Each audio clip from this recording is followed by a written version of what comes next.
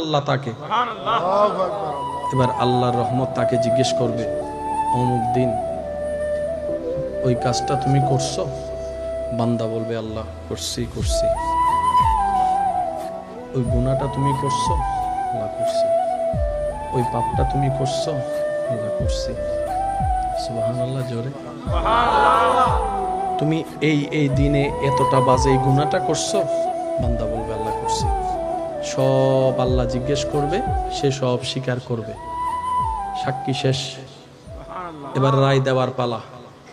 রব বলবে, ফেরেশতা আমার বান্দা যা গুনাহ করছে সব লেখা আছে না? ফেরেশতা বলবে যে আল্লাহ সব লেখা আছে। রব বলবে যে সব ছিঁড়ে ফেলো। আল্লাহ আসামি তো গুনাহগার, জাহান্নামের অধিকারী। রব বলে যে আমি জানি, আমি মালিক, আমি খালিক, যা মন চায় তা করতে পারি। জান্নাতীর জাহান্নামীও বানাইতে পারি, জাহান্নামীরা জান্নাতীও। আমি আল্লাহর এখতিয়ার।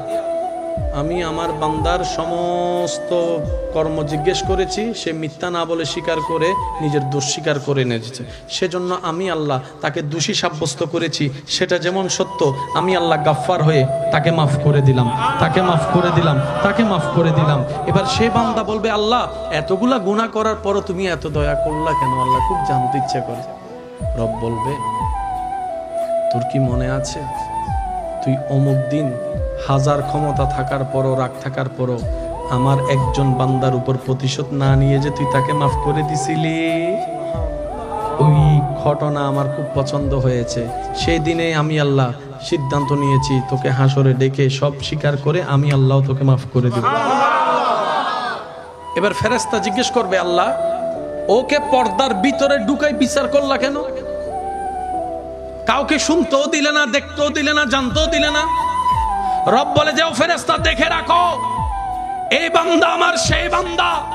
দুনিয়াতে বড় ভাইয়ের, ছোট ভাইয়ের, মামার, চাচার, জেডার, বন্ধুর, আপনজনের, স্বামীর, স্ত্রীর কত জনের কত গোপন কথা সে জানতো, কিন্তু বেইজ্জত হবে বলে কখনো কাউকে বলে নাই। সে দুনিয়াতে আমার বান্দার দোষ গোপন করেছে, ইজ্জত রক্ষা করেছে। আমি আল্লাহ হাসরে তার দোষ গোপন করে ইজ্জত রক্ষা করে দিলাম। এটা আমাদের রব, রহমানুর রহিম, রব্বুল আলামিন। আমরা কি এই আমলগুলা করার চেষ্টা করতে পারবো? একদম পারি না পারি বলতে তো আর সমস্যা নাই। চলেন মন থেকে একবার বলার চেষ্টা করি, ইনশাআল্লাহ।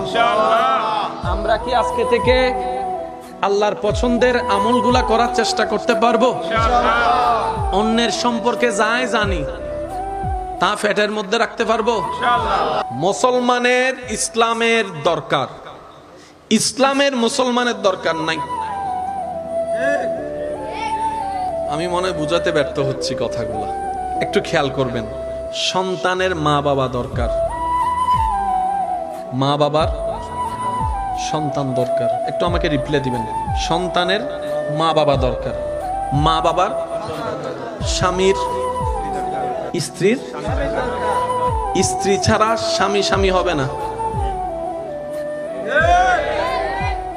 স্বামী কখন নামযোগ হয়? যখন তার কবুলে একজন স্ত্রী থাকে।